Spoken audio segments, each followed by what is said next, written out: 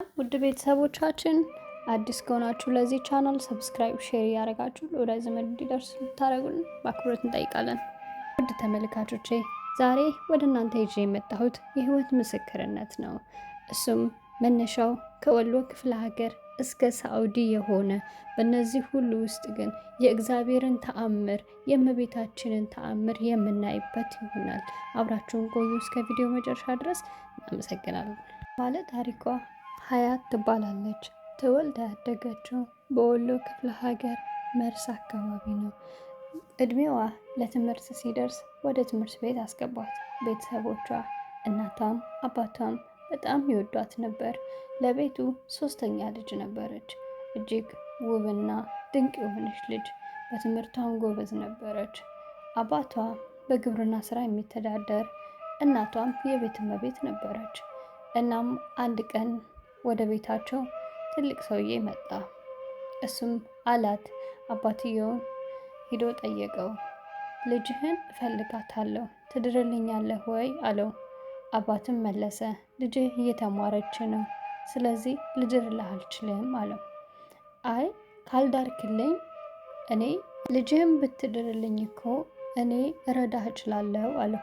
ምክንያቱም አባትየው በግብርና ስራ የሚተዳደሩ ቢሆንም ገቢያቸው አነስተኛ ስለነበር፣ እናም የተሻለ ህይወት እሰጣታለሁ፣ ለእናንተም የተሻለ ነገር አረግላችኋለሁ፣ ስለዚህ ዳርልኝ አለው።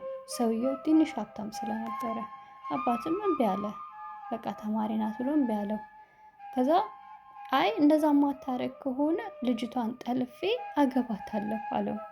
መጥለፍ አችልም፣ በስነ ስርዓቱ እናውራ፣ እኔ እናንተ ትልልቆች ነን፣ ልጄ ተማሪ ናት፣ ጎበዝ ናት፣ አሁን ደግሞ የ10ኛ ክፍል ማትሪክ ፈተና ትወስዳለች አለው። አይ አለ፣ እንደዛ ማታረግልኝ ከሆነ እጠልፋታለሁ አለው። ይሄንን ነገር እሺ ለልጄ ልንገራት ብሎ ልጅቷን ጠየቃት። እሷም ሰማችሁ፣ አባቴ እኔ እኮ ጎበዝ ነኝ፣ ጎበዝ ተማሪ ነኝ፣ አሁን ደግሞ ማትሪክ ልፈተን ነው አለችው። ይሄ ታሪክ የተፈጸመው 2008 ላይ ነው። እናም አለችው፣ አይ ምን ላድርግ ልጄ፣ ጠልፎ ከሚወስድሽ በስነ ስርዓቱ ሽማግሌ ልኮ ብድርሽ አይሻልም ወይ አላት። እሷም አልፈቀደችም ነበረ። አባቴ እኔ አንተን እወድሃለሁ፣ እናቴንም እወዳታለሁ፣ ለአንተ ያለ ቦታ የተለየ ነው። እናም ማግባት አልፈልግም፣ ጠልፎም ሊወስደኝ አይችልም አልኩታል። ግን እንደዛ ካልሆነ ታዲያ ምን ላደርግ አለኛል። አይ አባቴ እኔ መፍትሄ እፈልጋለሁ፣ ሰውየውን እሺ በለውና ግን እኔ መፍትሄ እፈልጋለሁ፣ ጠልፎም አይወስደኝም፣ እኔም አላገባም፣ ነገር ግን አንተን እንዳይጨቀጨቀ እሺ በለው አለችው። እሱም እሺ አለ፣ ለሰውየው እሺ አለ። እሷ ግን ምን አይነት መፍትሄ እንደምትፈልግ አባትየው እየጠየቃት ነበር። እሷም ምንም አላለችም። አባቴ ችግር የለውም እኔ ያስብበታለሁ አለችው።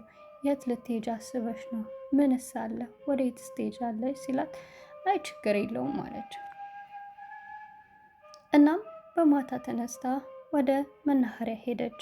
ከዛ ወደ አዲስ አበባ ሰዎችን ለምላ የትራንስፖርት ከሰዎች ላይ ለምና ወደ አዲስ አበባ መጣች። አዲስ አበባም ስትመጣ የምታውቀውም ሰው ስላልነበረ ልክ ላምበረት አካባቢ ስትወርድ ምንም ነገር የለም፣ የምታድርበትም ቦታ የለም። ስለዚህ ያላት አማራጭ እዛው መናኸሪያ አካባቢ ማደር ነበረ። አደረች።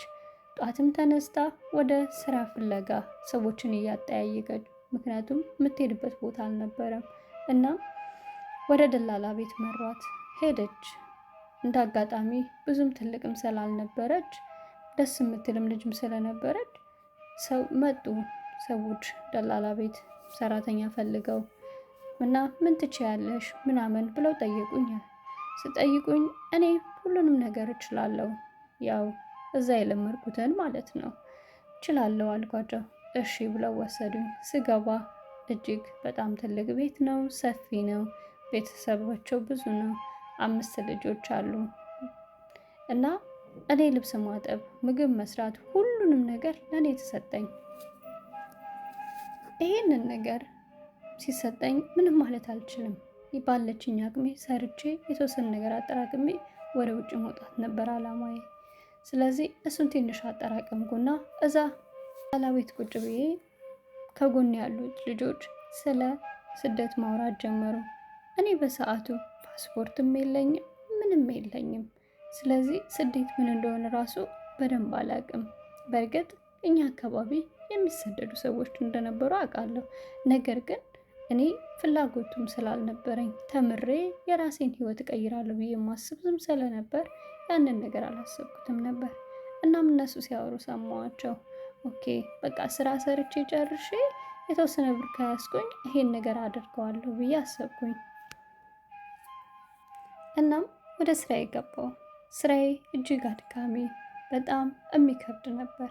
ነገር ግን ያንን ነገር ስላሰብኩኝ ወደ ውጭ የመውጣቱን ሀሳብ አይምሮዬ ውስጥም ስላለ ነገ ህይወቴን ማሻሻል አባቴንም እናቴንም የተሻለ ህይወት ለመስጠት ስደትን አሰብኩኝ። እናም ትንሽ ጊዜ ሰራሁ።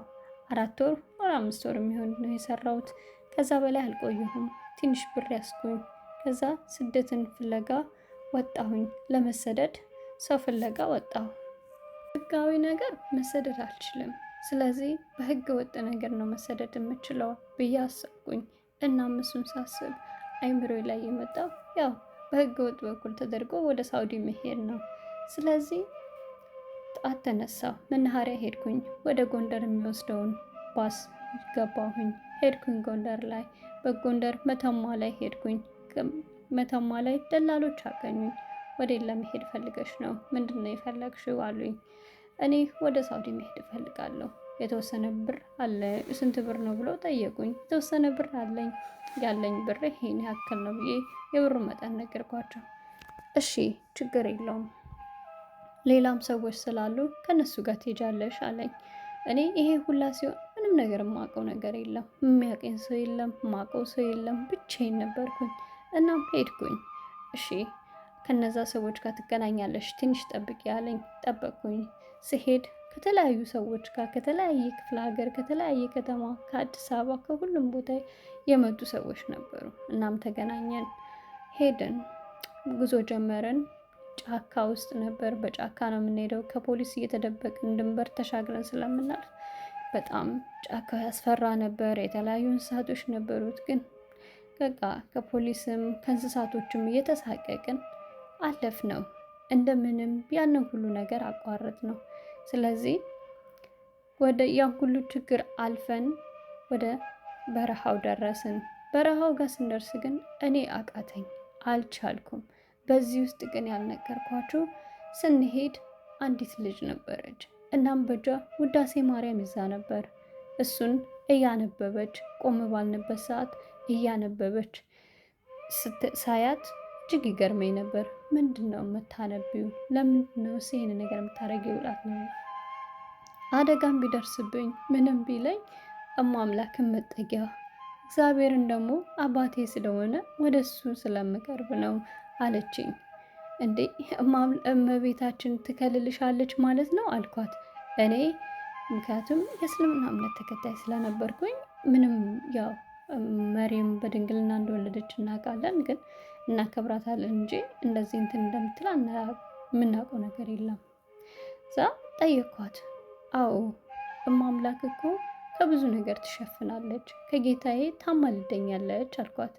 አለችኝ እሺ እንደዛ ከሆነ ጥሩ በቃ እሺ እያለን እያወራን ደስ የምትል ልጅ ነበረች እና እያወራን አብረን ሄድን።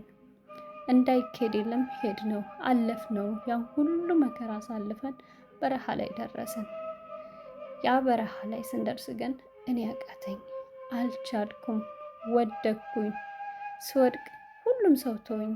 በቃ እዛ ጋ ውሃ ያለው ውሃ ይሰጣል፣ ውሃ የሌለው ግማሹ ይሞታል። ሬሳ ቀብረን እናልፋለን። በቃ በመንገዳችን ሬሳ እየቀበርን ያለፍነው።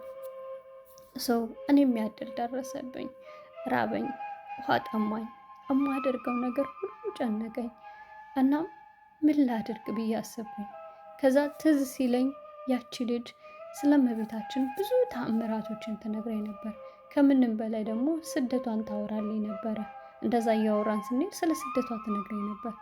አሃ እስኪ እኔ አላቅሽም አልኳት። እመቤቴ እኔ አንቺን አላቅሽም፣ አንቺ ግን እኔን ታውቂኛለሽ፣ ከዚህ በረሃ አውጪኝ፣ ደግፊኝ፣ ማንም ዘመድ የለኝም ሰውም የለኝም ብዬ ወድቄ በተስፋ መቁረጥ በቃ አሁን ማሙሙቴ ነው ብዬ ቁጭ አልኩኝ። ከዛ ሁሉም ትተውኝ ሄደዋል። ልጅቷም አልፋኝ ሄዳለች። ምክንያቱም ማስቀመንትን ማለት ስለማይችሉ ትተው ነው የሚሄዱት። ወደኋላ ተመለሰች ማለት እሷም ቀረች ስለሆነ፣ ስለዚህ እኔ ብቻ ነኝ ያለሁት፣ ማንም የለም አጠገቤ። በቃ ተስፋ ቆረጥኩ። ምድር ሰማዩ ተደፋብኝ፣ ማንም ስለሌለኝ በቃ ሞትኩኝ። ለእናቴ ሳልደርስላት፣ ለአባቴ ሳልደርስለት፣ ከዛ ችግር ሳላወጣ ሞትኩኝ ብዬ ተስፋ በቆረጥኩበት ሰዓት ከላይ የሆነ ብርሃን ነገር ታየኝ። እኔ እንዳልኳችሁ የእስልምና እምነት ተከታይ ነኝ። ምንም አይገባኝም። ግን እዛ ጋ የማላቀው እጅ ተዘረጋልኝ። እናም ቀና ስል ብርሃን ነው የማየው። እውን ነው ወይንስ ዝም ብዬ እያበድኩ ነው እየቃዠሁ ነው ብዬ ማየት ጀመርኩኝ። ሳይ እጅ ተዘርግቶልኛል። እኔ ግን እየቃዠሁ መሰለኝ። እናም ያንን እጅ አየሁት። አይዞሽ አለሁልሽ የሚል ድምፅም አብሮት ተሰማ። እኔ ግራ ገብቶኝ ወደኋላ ስዞር ምንም ነገር የለም፣ ወደ ላይም ስዞር ምንም ነገር የለም። ለእኔ እጅ ይታየኛል። ነገር ግን እንደገና እንዳንድ ቀና ብዬ ሳይ አሁንም የለም። አይዞሽ የሚለው ድምፅ አለ ምናምን። እኔ ግራ ገባኝ። በቃ አበድኩኝ። በቃ እዚሁ ሞቴ ነው ብዬ ተስፋ ቆረጥኩኝ ድጋሚ። ነገር ግን አሁንም ያ ቃል አለ፣ አይዞሽ ተስፋ አትቁረጪ ትደርሻለሽ የሚል ቃል አለ። እዛ እንደ አጋጣሚ ሆኖ ሌላ ሰው የጫነ መኪና መጣ ከኋላ እና እነዛ ልጆች ጭኖ እኔ እዛ ጋር ነፍሴ አልወጣም አለሁኝ። እነሱ ሲያልፉ እንዴ ምን ነው ምን ሆነሽ ነው አልቻልሽም ማለት ነው እስኪ ምንድነው የፈለግሽው ምናምን ብለው ውሃ ሲሰጡኝ ውሃ ጠጥቼ ትንሽ ኃይል ተመለሰልኝ፣ ኃይል ሰጠኝ። ከዛም እነሱ ጫኑኝና ሄዱ። ምክንያቱም ያ የእግዚአብሔር እኔ ያላሰብኩት ግን እማምላክ አለሁልሽ እያለች ነበረ። እኔ ግን ያብድኩ ነበር የመሰለኝ፣ ምክንያቱም ሰምቼ ስለማላቅ እንደዛ አይነት ነገር። ከዛ እነዛ ሰዎች መጡና ወሰዱኝ። እኔ በጣም እጅግ ደስ አለኝ አልኩኝ፣ እግዚአብሔር ሆይ በሰላም ካስገባኸኝ እኔ አንተን አምላኬ ነኝ ብዬ አላስብም። አምላክ ነህ ብዬ ስለማላምን አንተ ግን አምላክ ነህ እጆችን ዘርግተ በእናተ አማካኝነት ስላተረፍከኝ እግሬ ሳውዲ ከገባ አሪፍ ስራ ከያዝኩኝ ለቤትህ ጥላ አስገባለሁ እየተሳልኩኝ እምነቴንም እቀይራለሁ አልኩኝ። እናም እንደምንም አለፈ። የመን ላይ ደረስን። የየመንን በረሃ ማለፍ ነው። ገባን፣ በባህር ተሻገርን። ያልሆነው ነገር የለም። በዛ ውስጥ እጅግ ብዙ ፈተናዎች አሉ። ለመደፈር ተፈልጎ በጣም ተቸግሬ ነበር። እግዚአብሔር ይመስገን አሁን ላይ ያ መደፈር አልደረሰብኝም። ሳልደፈር በስነ ስርዓቱ እግዚአብሔር ጠብቆ ሳላምነው ያን ቃል ብቻ ስላልኩኝ እምነቴን ሳልቀይር በዛው ሁኜ በሰላም ወደ ሳውዲ ገባው። ከሳውዲም ከገባው በኋላ ስራ መፈለግ ግድ ነው። ስራ በቀላሉ አይገኝም።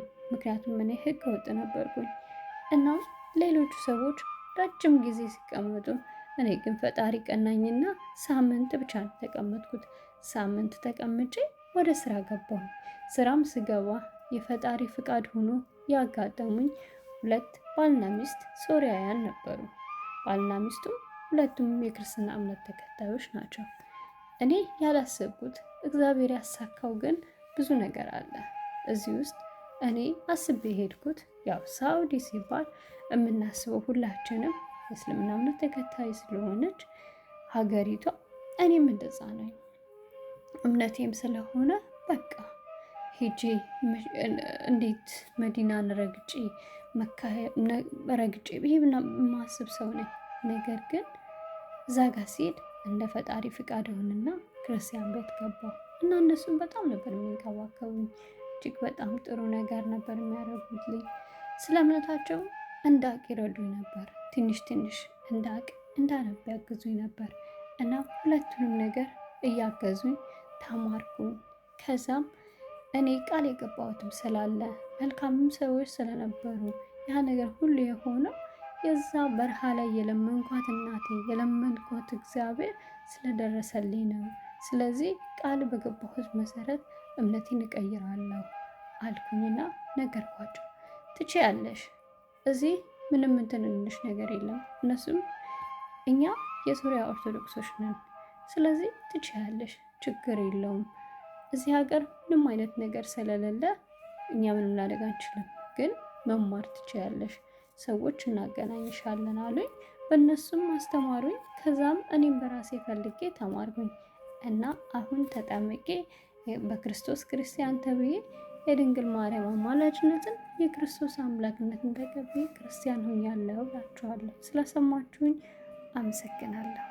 ውድ ተመልካቾቼ በዚህ ታሪክ ብዙ ቁም ነገሮችን እንዳገኛችሁ ተስፋ አረጋለሁ። ሀሳባችሁን በኮሜንት ግለጹልን። ስለነበረን ቆይታ እጅግ አመሰግናለሁ። ሰላም ክርስቶስ ቀንም ከእናንተ ጋር የሚሆን ባይ